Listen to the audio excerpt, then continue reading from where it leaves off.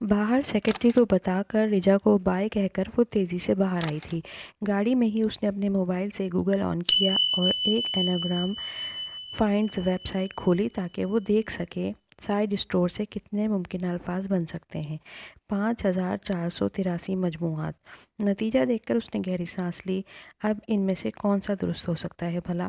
خیر، وہ ان تمام الفاظ کو دیکھتی ہے، شاید کچھ مل جائے۔ پہلا مجموعہ تھا پاسٹی پاورز۔ اونہوں، اس نے خفگی سے نفی میں سر ہلایا۔ ٹریس سواپڈ، سو ٹرائی سواپڈ۔ وہ ان عجیب و غریب مجموعات سے نظر گزارتی تیزی سے موبائل اسکرین کو انگلی سے اوپر نیچے کر رہی تھی کہ ایک الفاظ پہ ٹھہر گئی۔ اسٹورز سواپس کے حروف کو آگے پیچھے کرنے سے بننے والے یہ دو الفاظ تھے۔ Type password. ٹائپ پاسورڈ، اس نے اچنبے سے دہرایا، یعنی کہ پاسورڈ ٹائپ کرو۔ کیا مطلب؟ اور پھر روشنی کے کسی کوندے کی طرح وہ اس کے دل و دماغ کو روشن کر گیا۔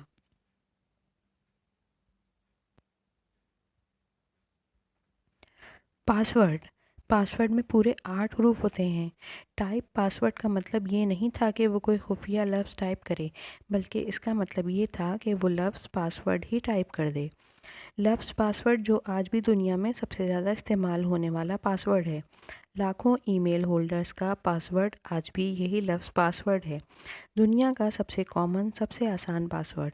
اس نے موبائل بند کیا اور پرس میں ڈالا۔ تیز چلاؤ الہی بخش، وہ بے چینی سے بولی۔ اپنے آفس پہنچنے کی اتنی جلدی اسے پہلے کبھی نہیں ہوئی تھی۔ میں آفس جا رہی ہوں، مگر پلیز میں کسی سے نہیں ملنا چاہتی، سو مجھے کوئی ڈسٹرب نہیں کرے گا، ٹھیک؟ ابا کی سیکرٹری کو حکمیہ لہجے میں کہتے ہوئے وہ آگے بڑھ گئی۔ آفس مقفل کرنے اور نقاب اتارنے کے بعد اس نے لیپ ٹاپ کھول کر میز پہ رکھا اور پرس سے مخملی ڈبیا نکالی۔ اس کا دل زور زور سے دھڑک رہا تھا۔ اندر سیاہ فلیش ڈرائیو ویسے ہی رکھی تھی۔ اس نے اسے باہر نکالا اور ڈھکن کھول کر ساکٹ میں ڈالا۔ چند لمحوں بعد اسکرین پر 8 چوکٹے اس کے سامنے چمک رہے تھے۔ کی بورڈ پر انگلیاں رکھ کر اس نے لمحے بھر کو آنکھیں بند کر کے گہری سانس اندر کھینچی اور پھر آنکھیں کھولیں۔ اگر وہ غلط ہوئی تو وہ اس فائل کو کھو دے گی، مگر اسے یقین تھا کہ پاسورڈ ہی وہ لفظ تھا جو اسے فائل میں داخل کر دے گا۔ ٹھنڈی پڑتی انگلیوں سے اس نے ٹائپ کیا، PASSWORD،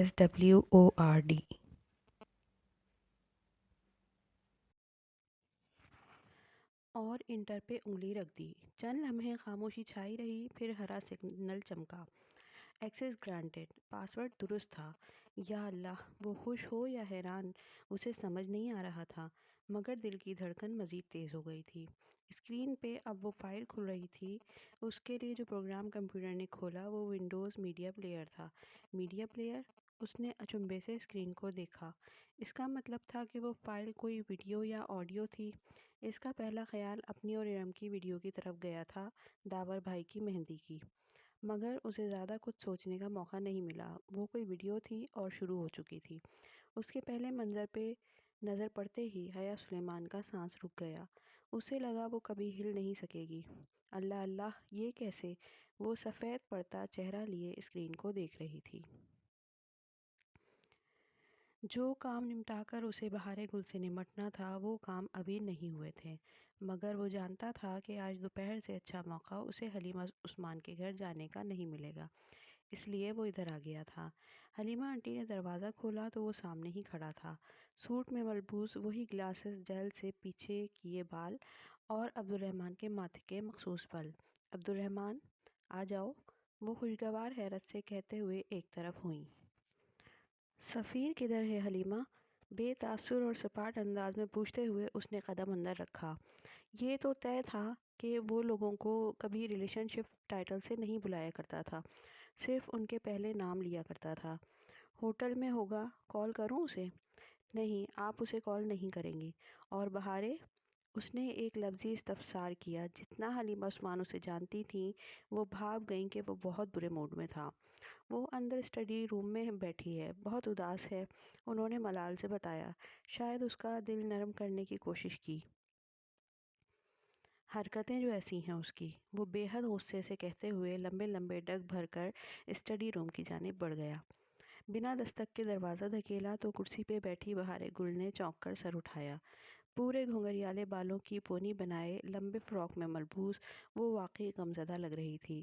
اسے دیکھ کر اس کی آنکھیں چمک اٹھیں۔ عبدالرحمن وہ کرسی سے اٹھی اور میز کے پیچھے سے گھوم کر سامنے آئی۔ بہارے کا پھول جیسا چہرہ کھل اٹھا تھا۔ بہت اچھا لگتا ہے تمہیں دوسروں کو اذیت دینا، وہ اتنے غصے سے بولا تھا کہ وہ وہیں رک گئی، چہرے کی جوت بجھ سی گئی۔ میں تمہارے لیے کیا نہیں کرتا اور تم بدلے میں میرے مسائل بڑھانے پہ تلی ہو؟ تم میری دشمن ہو یا دوست؟ اس کی بڑی بڑی بھوری آنکھوں میں نمی اتر آئی۔ تم مجھ سے ناراض ہو عبدالرحمن؟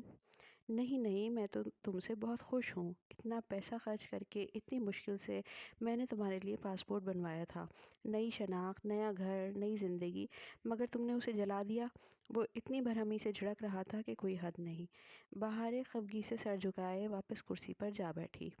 مجھے نیا گھر نہیں چاہیے۔ اگر میں چلی جاتی تو تمہاری مدد کون کرتا؟ میں نے تم سے مدد کا وعدہ کیا تھا نا۔ تمہیں میری ضرورت ہے، میں اس لیے نہیں گئی۔ چند لمحے بعد سر اٹھا کر بہت سمجھداری سے اس نے سمجھایا۔ اچھا، مجھے تمہاری ضرورت ہے، وہ استہزائیہ انداز میں کہتا آیا اور کرسی کھینچ کر ٹانگ پہ ٹانگ رکھ کر بیٹھا۔ اب دونوں کے درمیان میز حائل تھی۔ ہاں ہے، میں تمہیں چھوڑ کر نہیں جاؤں گی۔ مجھے ایک بے وقوف بچے کی کسی مدد کی ضرورت نہیں ہے، سنا تم نے؟ مجھے بچہ مت کہو۔ بہارے نے دبے دبے غصے سے اسے دیکھا۔ میں پورے 5.5 سال بعد 15 کی ہو جاؤں گی، اور پھر؟ اور اور تم تب مجھ سے شادی کرو گے نا؟ اس نے ڈرتے ڈرتے پوچھا۔ عائشہ نہ بھی ہو تب بھی اسے لگتا کہ وہ کہیں نہ کہیں سے اسے خفگی سے دیکھ رہی ہے۔ بہارے گل، اس نے بیزاری سے سر جھٹکا۔ میں تم سے کبھی شادی نہیں کروں گا، بلکہ جو تم کر رہی ہو اس سے تم مجھے مروا ضرور دو گی۔ نہیں، ایسے مت کہو، میں تمہیں ہرٹ نہیں کر سکتی۔ اس کی آنکھیں ڈبڈبا گئیں۔ مگر تم ہمیشہ مجھے ہرٹ کرتے ہو، تم ہمیشہ مجھ سے جھوٹ بولتے ہو۔ اچھا، کون سا جھوٹ بولا ہے میں نے؟ ذرا میں بھی تو سنوں۔ اس کے تیور ویسے ہی لگ رہے تھے مگر پلکیں سکیڑے اب وہ جس طرح اسے دیکھ رہا تھا، بہارے کو محسوس ہوا کہ وہ دلچسپی سے اس کی بات سننے کا منتظر ہے، اور اس کا غصہ بھی ذرا کم ہوا ہے۔ بہت سارے جھوٹ، اتنے تو اتلار میں بگلے نہیں ہیں جتنے جھوٹ تم نے مجھ سے بولے ہیں، وہ خفا سے انداز میں مگر ڈرتے ڈرتے کہہ رہی تھی۔ مگر اب مجھے سب پتہ چل گیا ہے۔ مثلاً کیا پتہ چل گیا ہے تمہیں میرے بارے میں؟ بہارے کو لگا وہ ذرا سا مسکرایا تھا، چیلنج دیتی مسکراہٹ، اکساتی ہوئی مسکراہٹ۔ بہت سی باتیں، یہ کہ تمہارا اصلی نام عبدالرحمن نہیں ہے، اور یہ کہ تمہارا نام جہان سکندر ہے، اور تم ہی حیا کے کزن ہو۔ جہان ایک دم ہنس پڑا۔ بہارے کو حوصلہ ہوا، اسے برا نہیں لگا، وہ اسے ڈانٹے گا نہیں، اس کو ذرا تقویت ملی۔